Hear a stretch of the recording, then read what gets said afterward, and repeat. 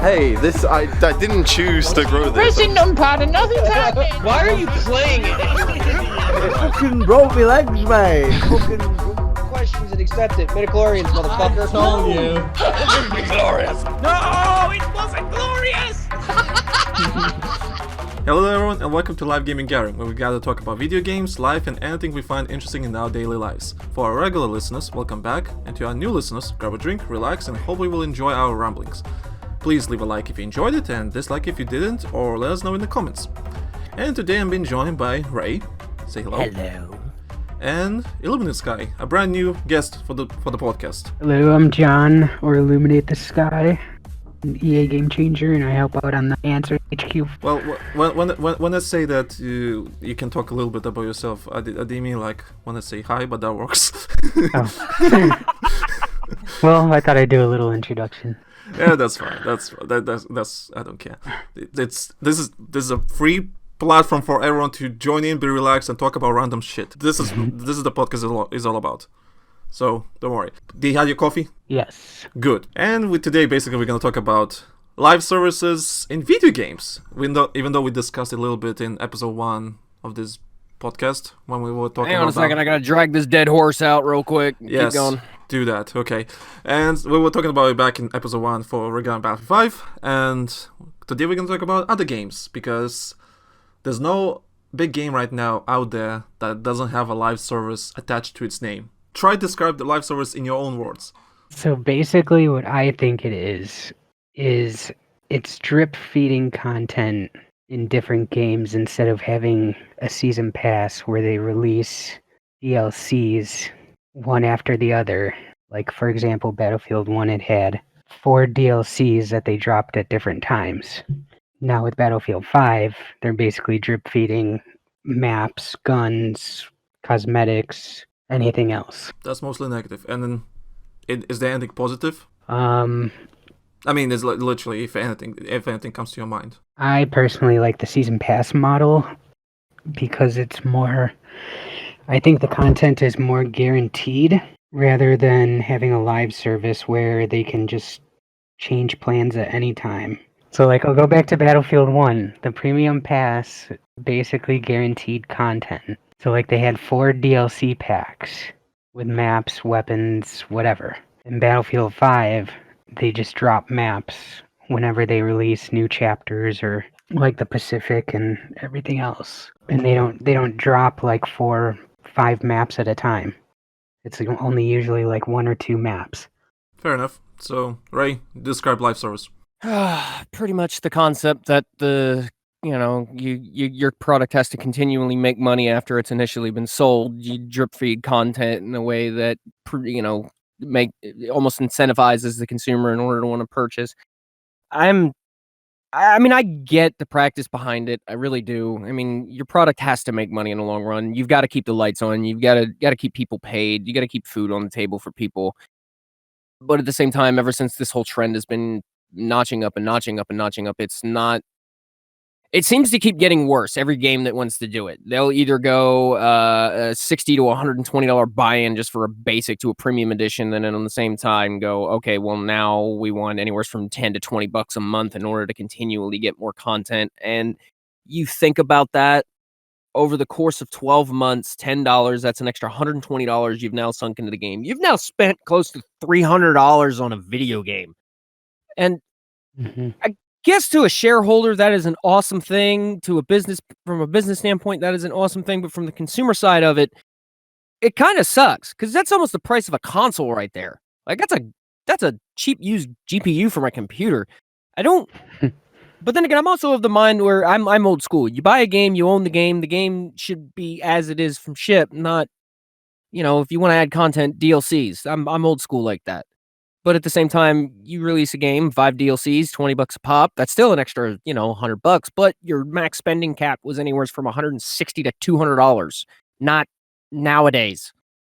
So, like I said, I get it. I understand why companies are doing it, but it just seems so wrong compared to how things used to be. For the argument's sake, and for this podcast sake, let's say, you already guys you described what you think live service is in your own personal view. I agree with both of you, But at the same time, I'll kind of go on the opposite direction just for the sake of argument. Just because I kind of see the positives in live services. It's not only drip feeding, all the negative stuff and everything. I kind of see the positives in the live service because it encourages the players to be more engaged with the games, and it kind of makes the games to survive. Well, maybe not, but it maybe not like make them survive longer, but it does like give some sort of like a different purpose for the game, and it gives us some sort of like, what's the word I'm probably looking for? Not engagement, more like, I don't really know how to describe it, but the way I see it, the problem I had with back in season passes, for example, your Battlefield Premiums, for example, I always had a problem that maps are locked behind a paywall, and the guns including. So I'll like, let's say, Ray, you know my friend Gian, right? Yeah. He never had premium whatsoever. So when we like want to play together, he never had premium. So we only had to look for vanilla servers, and sometimes it was difficult to find vanilla servers because everyone like either has premium servers running or just vanilla map on like one vanilla map on the server or something like that. So it wasn't like a regular vanilla experience you can get on the servers because it was like communities running the servers and everything. So it was a bit difficult to find servers for us to play together that has a variety of all the game can offer without the premiums. So that was my problem with premium and the season passes in general. Call of Duty, for example, 2, back in the day, they were locking maps and guns behind a paywall, and I hated that. That literally splitted the player base to different levels, and I don't think it was sustainable. I think someone from DICE also said that there's like 5% of the player base owned premium for Battlefield 1. So can you imagine like making premium, like you have premium service, right?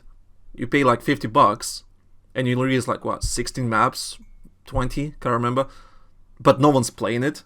Less than 5% of player base is playing that content. So I can see why season passes are not that great, or why it's not really that good a business model. But then again, I never had a problem with season passes as long as the maps and guns are free. Then there's no point in having a season pass if the maps and guns are free. True, but Because what else are you going to include with the season pass? yeah, it depends what you include with the season pass. And that's why, but Fortnite, for example, look at it. It has no season pass. Like it has like that battle pass, right?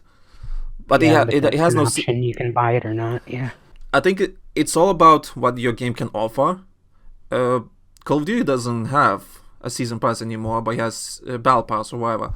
Even though it's called, I can't remember. Is it season? Is it battle pass? I think it's called battle pass. I can't remember. Pass. Yeah, and maps are free, guns are free, and Rainbow Six Siege had still has season passes. Still has. On top of this, still can pay for this battle pass, which is quite ridiculous if you ask me. Now that's where we get the ridiculous level. You have the season pass and the battle pass. Their season passes, I think, just reduces the price of the characters and. Yeah, but there's. I think it depends on the game. I think you can find enough content to justify a season pass without locking the maps and guns. Mm-hmm. Unless it's a single player game, but then again, who single player games normally are not live services because it doesn't have that multiplayer engagement. Although I don't know, are there any single player games that have like some sort of live service that funds the game for more content? I can't really name one. I don't know. Yeah, there's no single player game that can actually do that. Yeah, I don't mind season passes as long as they don't lock maps and guns. Of course, like you said. Well, what's the point? What's the purpose of the season pass? Well, did Horizon Zero Dawn have a season pass or did it? DLC? I can't remember though. I don't even remember having DLC in general. Yeah, I don't think so.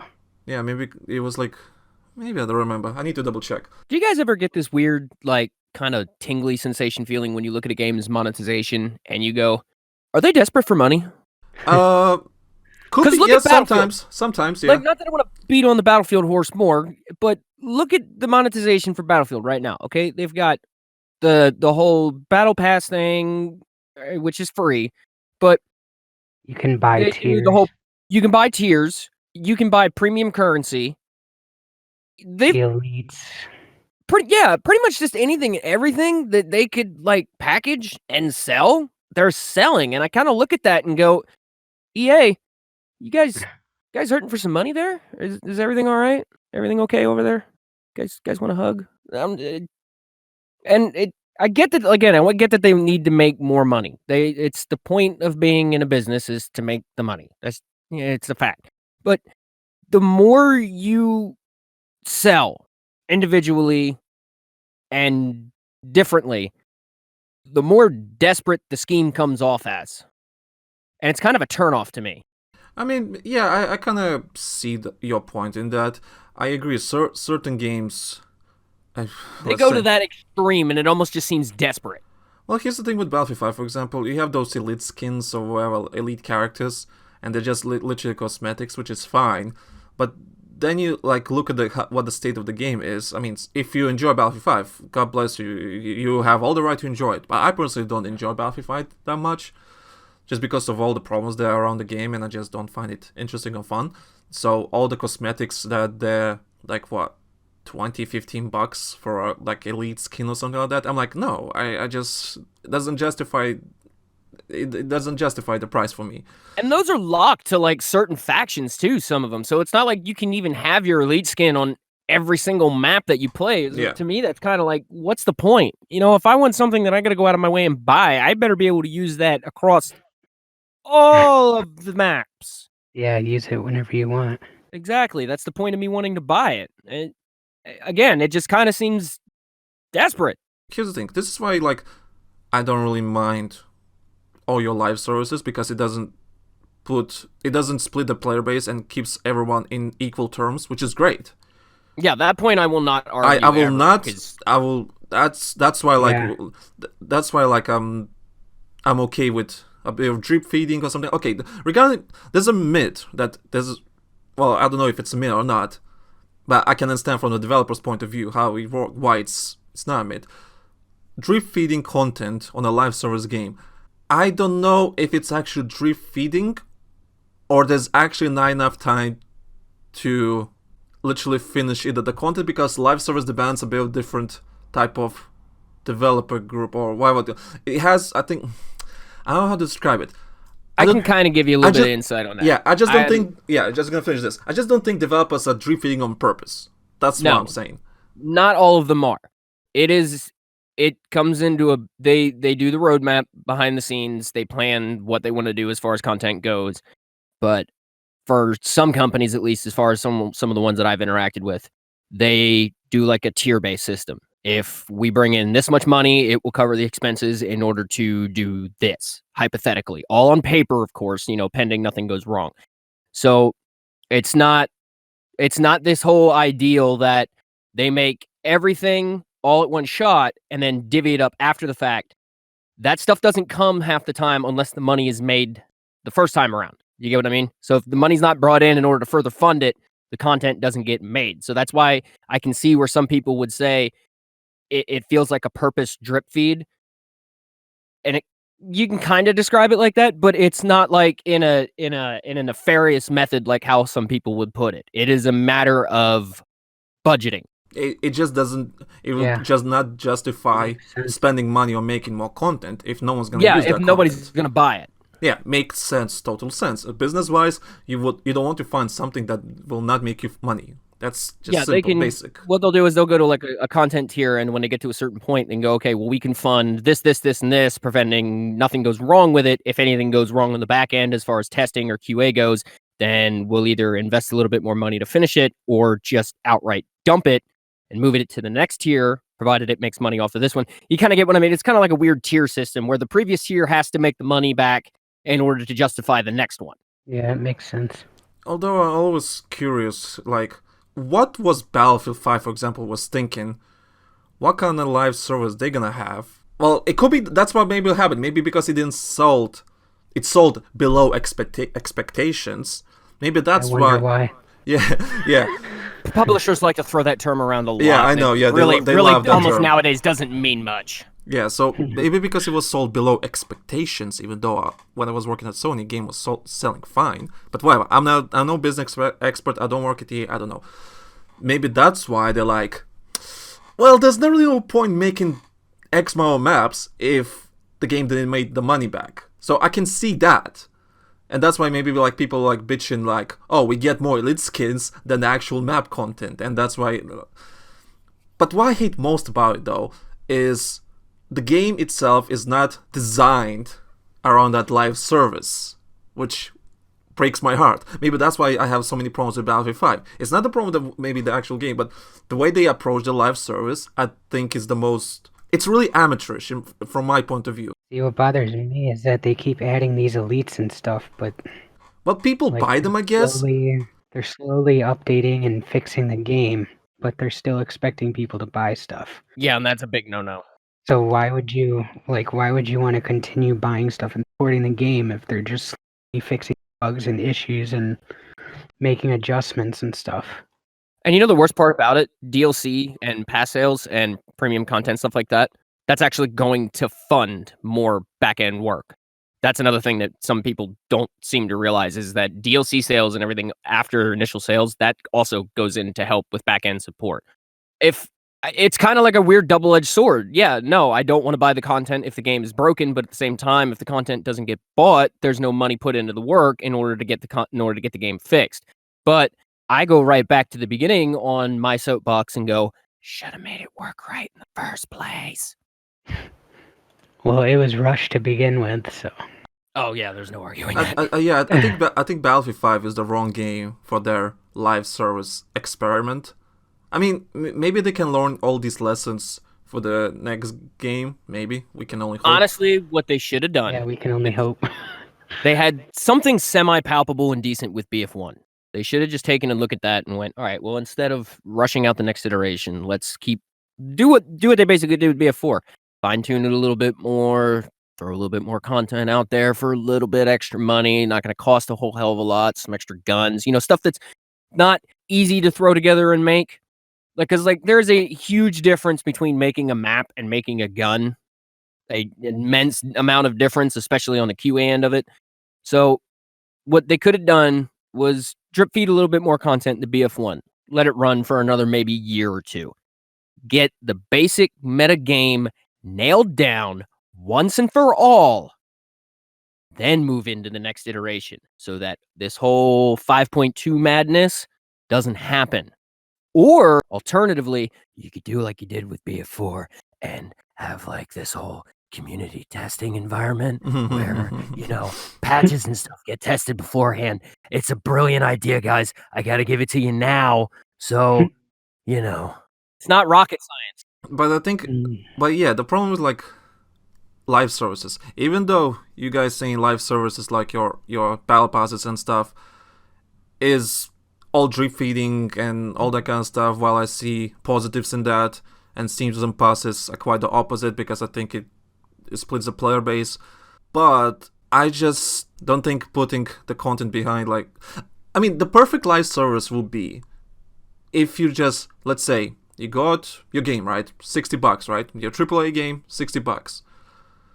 But if the game has a live service and you can spend I don't know, $2 every month or two, maybe $5, in small doses for the whole year, and you get your $40-$30 spent in a year. I think that's what the live services thrive, and that's why it actually creates better engagement. The reason I have a problem with, for example, elite skins in Battlefield 5 is because I don't think they're that interesting. They don't stand out, and there's not enough place to showcase your skin in a game. And they charge $15-$20 for a skin. Yeah, that's the problem. Yeah. That's already a big no in my eyes. If the skins were $5 or $4, and anyone can literally the game is crap, but it's only $3-4. I can actually buy that. The game is so fast paced, so nobody's even gonna notice. Yeah. So it's just all they're not gonna message you and be like, "Nice elite skin, that looks awesome." Yeah, no one's gonna say that, and that's the problem. While in Fortnite, for example, because you're always running around or you're dying or whatever. Yeah, nobody's gonna say anything. Yeah, in Fortnite, for example, the whole why Fortnite is big in the first place, because you can express yourself in so many ways, and you can see your skin and you can see everything. Everyone can see it, and I think that's the problem with games that don't understand what kind of live service works for them. It doesn't have to be. What a lot of companies could do, and this is my idea of what would be the perfect way to go about it. Okay, you take what Fortnite did, and you attach that to say a $30 launch title. Okay. Right there at that point, you're selling a AAA title for $30. There's an incentive to pick up and purchase immediately. What's going on with this game? This is a half price game compared to some of the rest of the stuff. You promote it, you do your normal stuff, build your hype up around it. Okay. Then when you sell it for $30. Give the player the option. Hey, for the extra $30, we'll give you 6 months free of our live service. Okay. So you can check that out. You've now paid $60 for a full price game. You get 6 months of your live service free, or at least as far as the customer is concerned, it's free. Then you can go, well, hey, since you were in at launch, we'll give you the other 6 months for $5 a month. And you didn't do it in a predatory manner. You didn't do it in a way that you're going, well, I got to buy the $60 up front, and here's another $100 in order to be able to continue to play the game. You've now made the consumer think that they've spent $100, they got a full game out of it, they got a full year of content out of it, and then when that year expires, then you can approach them and go, ready for year 2? We'll do you for launch, $10 a month. Those who didn't get in on launch, $15 a month. And that's just smart business approach. It's small differences. Yes, it's the small little differences like iterations. that. It's the small differences that encourage people to spend more money. That's why And you still do your skins, you still do your exclusive premium stuff. That's for either your premium currency or grind currency or whatever. You still do that because that's not too bad. What I would honestly say is if you do award premium currency, kind of kick it up a little bit, make the player feel like they're actually earning their way towards something that they bought. That way, when they work up enough coins or something or whatever to buy like that $20 skin, they've got that sense of accomplishment. That's like, yeah, I beat the system and got a $20 skin out of it. But on the flip side, company made their money technically on that $20 skin just selling you the other 6 months of a season pass. Again, it's not rocket science. It's just smart business model, just to, like, you being somewhat consumer friendly to your customers, and you fund your game. Of course, as we're talking right now, we're no experts. Granted, we're no experts. No, this is just my standpoint from a consumer side of it, who has, okay, I wouldn't say extensive business knowledge, but a decent amount. It's all a matter of how you present things to your consumer and how good your product is. If your product is good, it will sell good. Doesn't matter how you sell it. Good things get sold. Bad things don't. Doesn't matter how much you monetize it. Yeah, that's true. Like, you can monetize as much as you want, but if people don't play your game, which is again part of the why live services can. That's why I said. Yeah, if, yeah. Battlefield 5 is broken, nobody's gonna buy elites or skins or anything.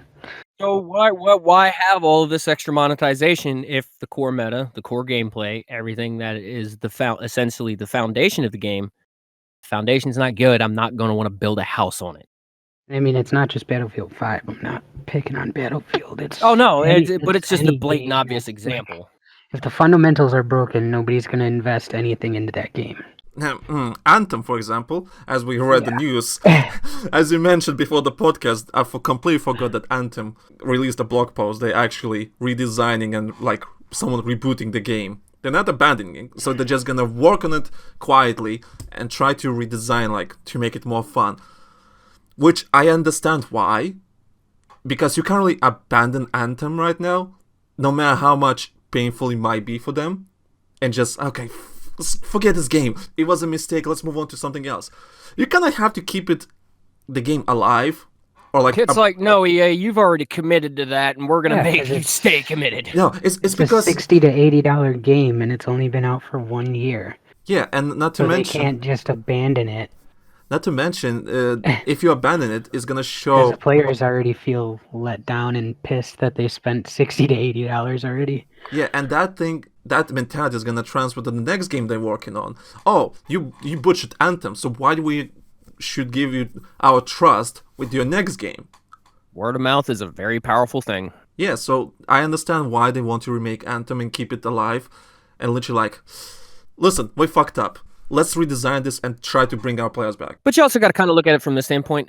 To me, it's like, okay, you guys do actually believe in it. You want to make something good of it. I get that. That's admirable. That's respectable. That's commendable. Why wasn't it like that in the first place, though?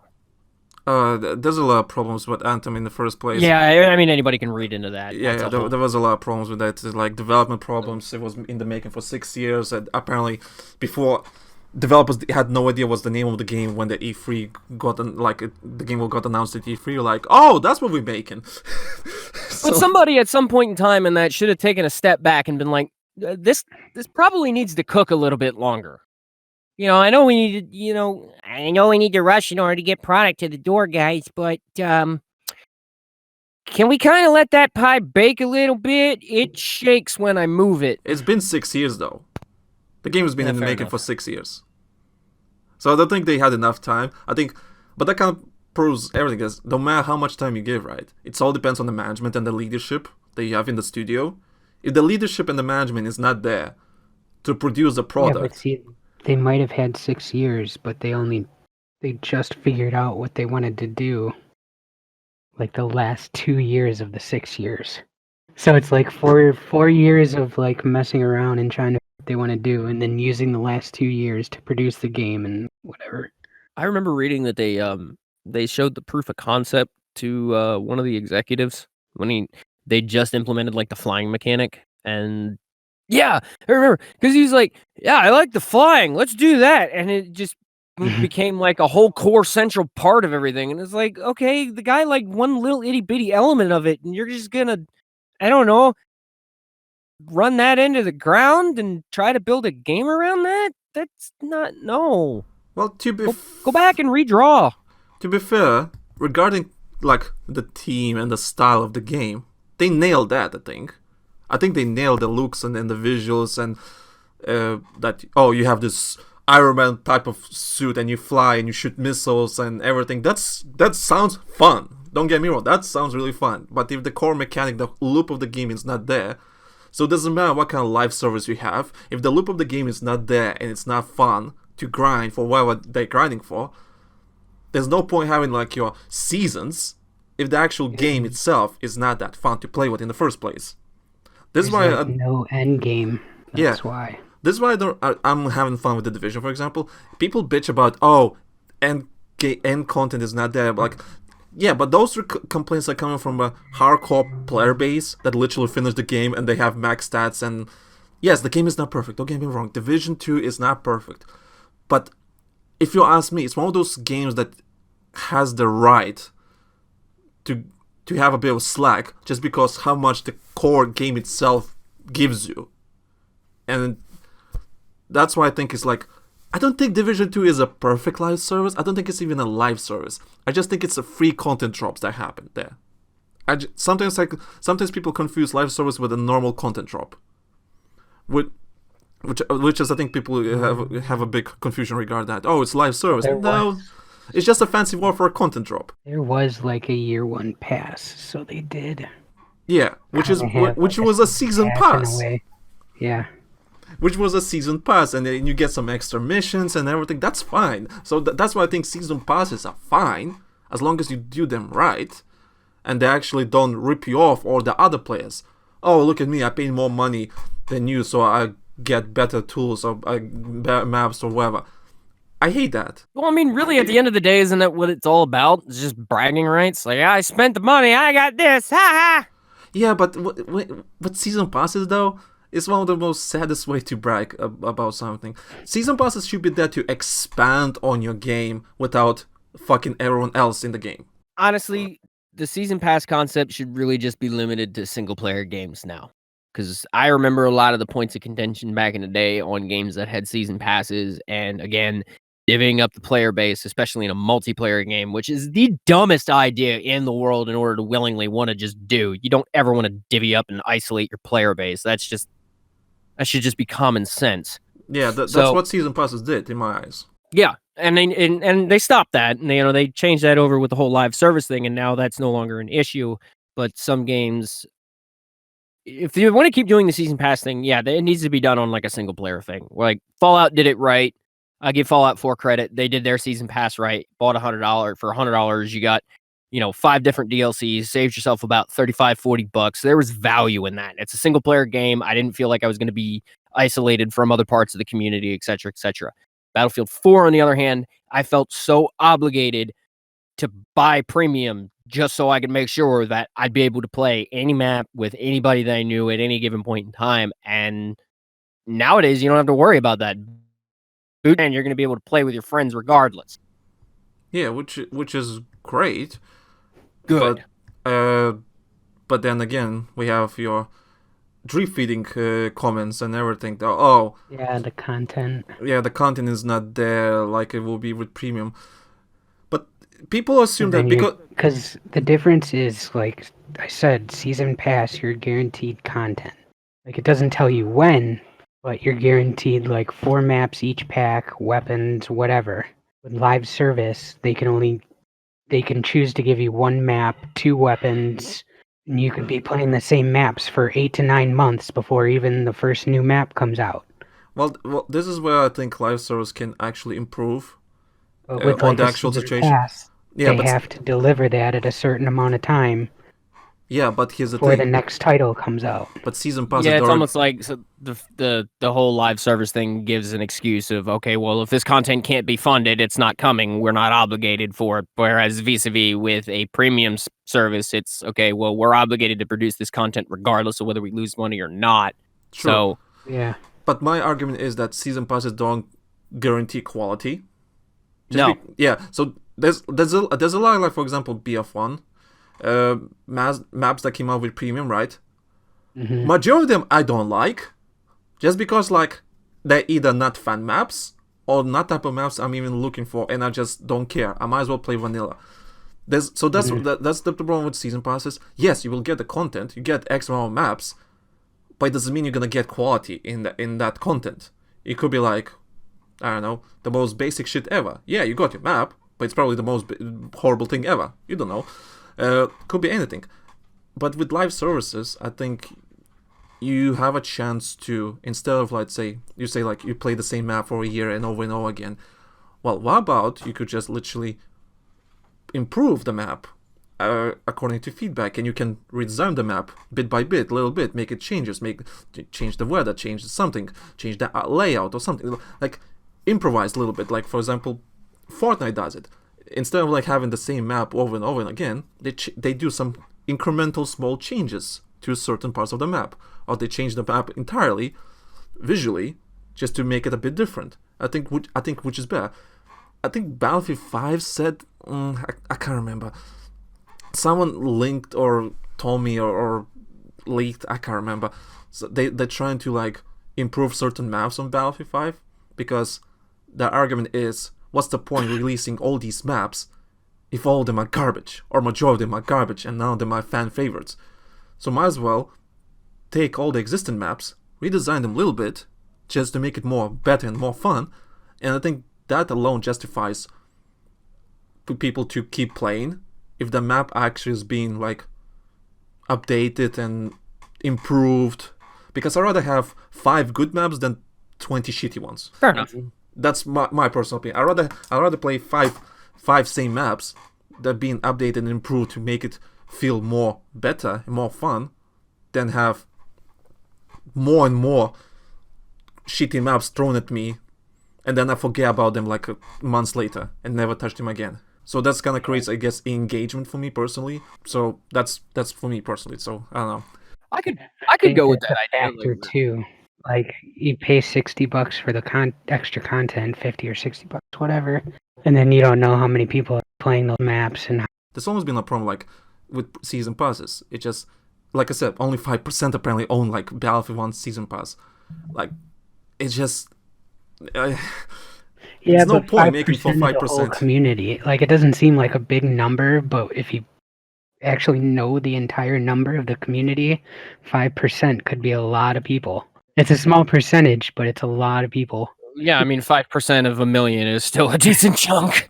Exactly. It is a decent chunk, but it doesn't look good on the paper when it comes like, well, fuck, only 5%, even though you still can make. That 5% should be the hardcore audience getting the hard. Like, yeah, it's probably all the people that played the past Battlefield. yeah, and I just don't think. Those That's why poor season pass, like- endearing souls. Yeah, that's why I don't think locking maps and guns behind season passes is really the way to go. And I'm kind of glad we kind of moved on from that. But then people say like, already mentioned. I'm gonna repeat myself like a broken record. Yeah. Drip feeding and all that kind of stuff. I just think it depends on the management and the leadership at the studio. So if the leadership and management understands their game, they actually understand the game and they understand their core audience, and they know what kind of live service it can work for the game. Just because one specific live service works on another game, it doesn't mean it's gonna work on this another game. I think they're complaining about drip feeding because they're so used to getting like so many maps at one time. It's almost like a mentality. Yeah, they're so used to playing previous Battlefield games that they're like, oh, you're only giving us one map every 6 months, or... But to be fair, I hear the same thing. I hear the same complaints in Call of Duty. Like just Season 2 got announced, like, and there's like they have a roadmap, right? Yeah. Like one ground war map, one 6-on-6 map, a couple of 2 gunfight maps. Like roadmap looks for 2 months, right? That roadmap looks fantastic in my eyes. But of course, someone complains, "Oh, what's the content?" Bitch, like. What do you mean what's the content? The content is there, and it's actually quite good content. And yeah, someone's always complaining. Yeah, it's probably that because people got conditioned to receive so much content in such a short span of time. And I mean that's and probably now the with problem. Battlefield 5, like I said, they're like, oh, you're only giving us one map per 6-7 months. Yeah, one and I can gun, see how it's 2 very guns. jarring. But And here's then the they thing. then they're like, oh, we gotta wait another 6 months for another map and a couple weapons and so forth. The funny thing is, I think the reason why Battlefield catches more flack for going this direction than what Call of Duty does. If you look at the last handful of Call of Duty games, they've all pretty much been, I guess, the whole battle pass scenario. I think they started it with like Black Ops 4. They started doing that stuff. So they've conditioned their Can't audience remember. in a way to kind of expect that. Battlefield never really did that. They just kind of flipped the switch and it went suddenly, well, we're going to go from a premium service to a live service, deal with it. Nobody was really eased into it. So you've gone from a platform where you know what your customers expect. You know what your players expect, and you can cater to that. And when they flip the switch, now it's whole new territory. They don't know what the player base expects, and I don't even think even the player base knows what to expect. So, that's kind of a hard sell in of itself. So I think that's kind of why Call of Duty catches a little less flack for going this direction, is because over the years, they've slowly kind of conditioned their audience to it. You're still going to have those people that are going to complain, but it's not as much as, like I say, I see in the Battlefield franchise. Well, not really the condition, because Black Ops 4, the last Call of Duty, was still Season Pass. There was no Battle Pass, no nothing. It was literally just your typical COD, your base game, and your Season Pass. That's all it was. So they went ahead and they just flipped the switch and did the exact same thing. Yeah, they too. completely flipped the switch with Modern Warfare. Huh. But the way it works in Modern Warfare, even though people complain, oh, you get less maps, you may get one less map or 2 less maps in that 2-month period, but on the flip side, you still got your Season Pass, right, that you can grind for, and the store itself produces cosmetics that encourages, like, that sometimes look better than the actual stuff in the Battle Pass. So I think that's the difference. There's, even though they have less maps in theory, but they have something else bigger on the side.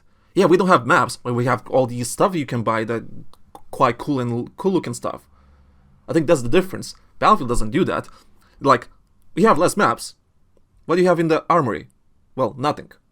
Can you buy something? Besides No. weapon skins and character skins.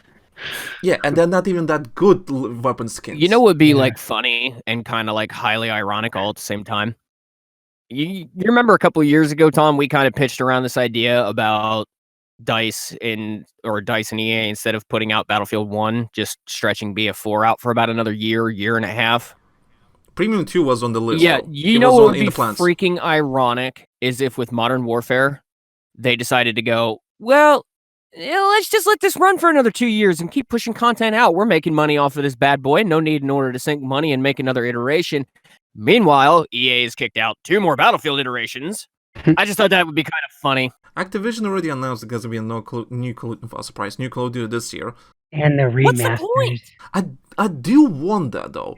Even though they're gonna release the new Call of Duty, I do want the Infinity Ward is like, now we're still gonna make like 3-4 season passes for the, or not season passes, battle passes for this. Even though the next Call of Duty is alive and good, I do want that though. Can 2 Call of Duty games be alive at the same time? I do want that. I'm sure people still play Black Ops 4. True. Yeah, true. This is one point of contention that probably should that a lot of developers or a lot of producers should probably ask themselves. Has Fortnite 2 been announced yet?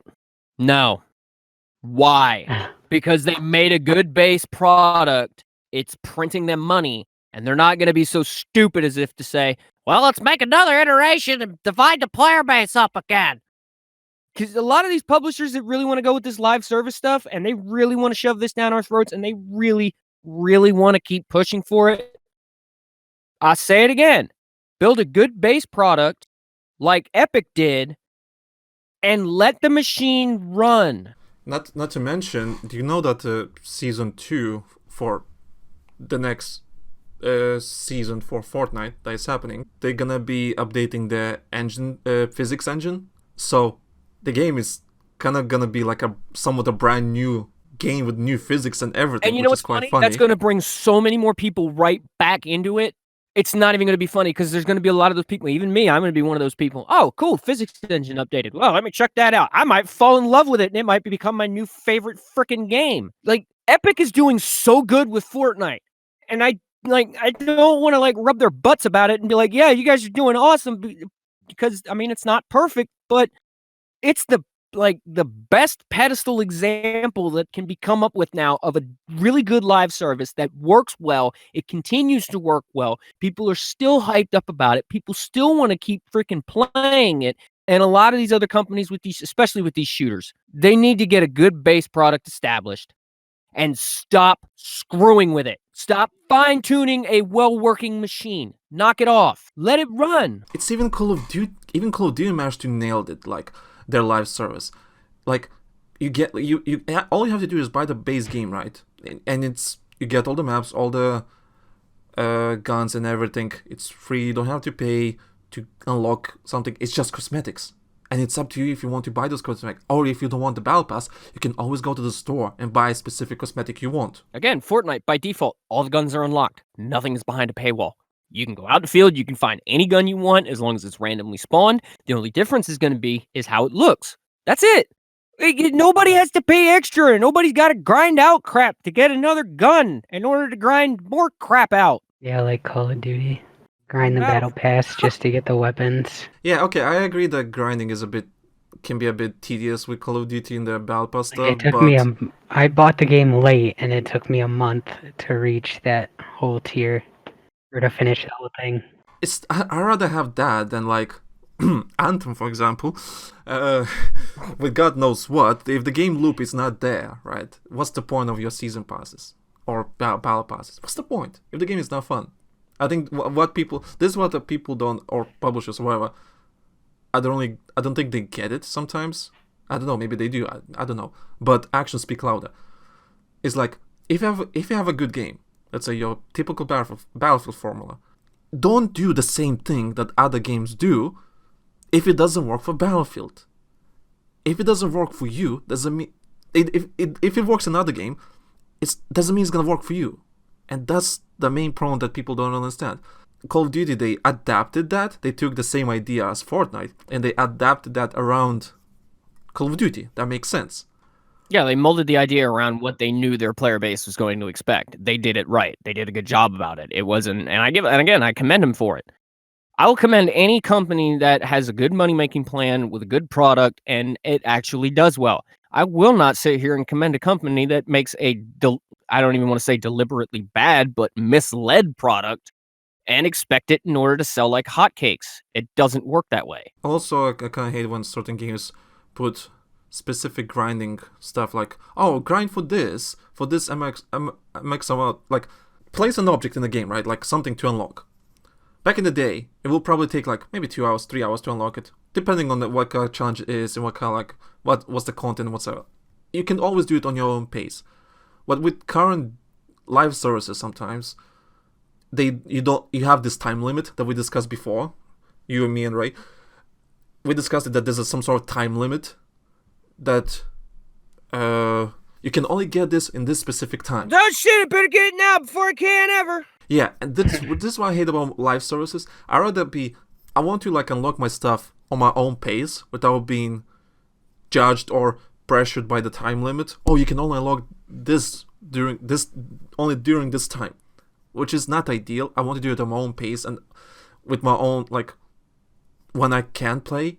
I don't want to be pressured to play. I want to enjoy the game, and I don't think a lot of games nail that, because they think maybe encourages people to spend more money, or maybe encourages engagement. I don't know. I just know that pressuring people to play is not ideal.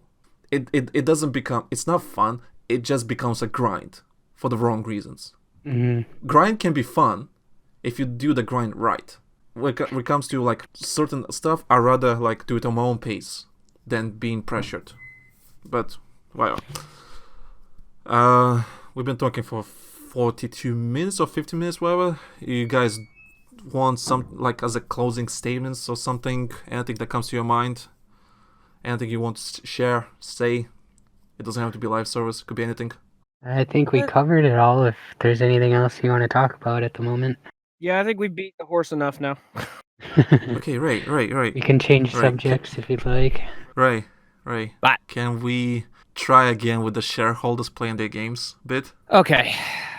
Let's try this again. Let's see if it crashes Here is an again. unpopular opinion, and the last time I tried to make this point, my freaking computer crashed. But I firmly believe that if a company had some sort of incentive for investors in order to either test the product that they invest in, or are obligated to, in, let's just say in terms of video games, you want your ROI check, you got to put 20 hours into the game first. Because if you're not happy, then you need to report that unhappiness to the company that you invested your hard-earned money in, so that the product can be changed. That I believe it. I believe that if that was a thing, even across the entire spectrum of manufacture and development, from automobiles to entertainment, anything, make the investors have to have more of an incentive in order to mess around with the things that they've invested their money into, and they can almost guarantee a dramatic increase in quality. Because I can tell you from a personal standpoint, if I would have invested money into Battlefield 5 and somebody told me I had to play 20 hours of that game in order to get my check, I would be raising holy hell just over the state of things. This is wrong. Why are you selling this? Are you expecting this to make me money? Guaranteed. Like, some things would change. It wouldn't be like and everything just changes overnight, but there would be I can honestly say there would be quite a substantial change, as if that were a thing. But it'll never be a thing. The reason that I like that idea, maybe not 20 hours, maybe 10 hours or 5 hours, whatever. I would love for the shareholder. Well, anyone can be a shareholder. That's the thing. Anyone can be a shareholder. But I would love to have that requirement that, oh, you have to play the game you invest for like 5 hours, maybe 10 hours, right? Just to see what you're investing in. And I think it would be such a game changer in my eyes. And like you said, might increase the quality of games and actually maybe have like better consumer-friendly decisions that are friendly to consumers. And I don't want to make it sound like I'm shitting on like a QA department by making that comment, because I don't. I mean, I understand that QA departments, especially in video games, their jobs are just brutal. Yes. So I honestly think, like, help those people out a little bit. The people that are actually investing the money into the product, if they're going to be the ones that are going to have the final say on how something is presented, marketed, advertised, then they need to also step up and have a say in the final product too. Of course, funny enough, it would probably create a lot legal stuff, maybe, because shareholders probably like invest into a company, let's say a publisher, right? But just because they invest into a publisher doesn't mean they're gonna play every game the publisher has released. Maybe that could be a problem. Yeah, and I can understand that being a thing, and that's why I said it's a nice potshot idea on paper. In practicality, it's not something that would really fly. especially in this country. It just wouldn't. I'm sorry. But the idea is it's kind of sound. You know, if you have an emotional stake in it, you're more liable in order to speak up when things aren't right. If you're just throwing money at something in order to make money on the back end, you're not going to care whether the product's good or not, because 9 times out of 10, you're pulling your money out of that product the second it's announced. Usually that's when stock spikes, when a product is announced, not when it sells. If you guys notice, that stocks usually dip off a little bit at a game release. Yeah, It spikes whenever they're announced, but it always dips off at release. Always, almost always. That's actually that's true. That's a good point. It has to do with sales. It was below expectations. Pull the money. See, investing in games, I keep thinking of like Kickstarter. Yeah, don't get me started on that shit. I mean, it's not shareholding, but it's like backing games that you enjoy, I guess. Yeah, but you have no right. Here's the thing with Kickstarter. It's literally donating money. Your return on investment in that is whatever tier you invest to. That's it. If you enjoy it, you help it get off the ground. It has its good side and it has its downside, because your return on investment as far as Kickstarter is whatever tier you invested your money up to. So, and I know a lot of Kickstarters, what they'll do is they'll say, you know, you kick in $60, you're guaranteed a launch code, which is good. That's still a return on your investment, no matter how you look at it. They'll give you some rewards too. Yeah, some will give you physical stuff. Rewards. Yep. Oh, definitely. I'm actually involved in a couple of projects that are actually that are getting ready in order to launch, stuff like that.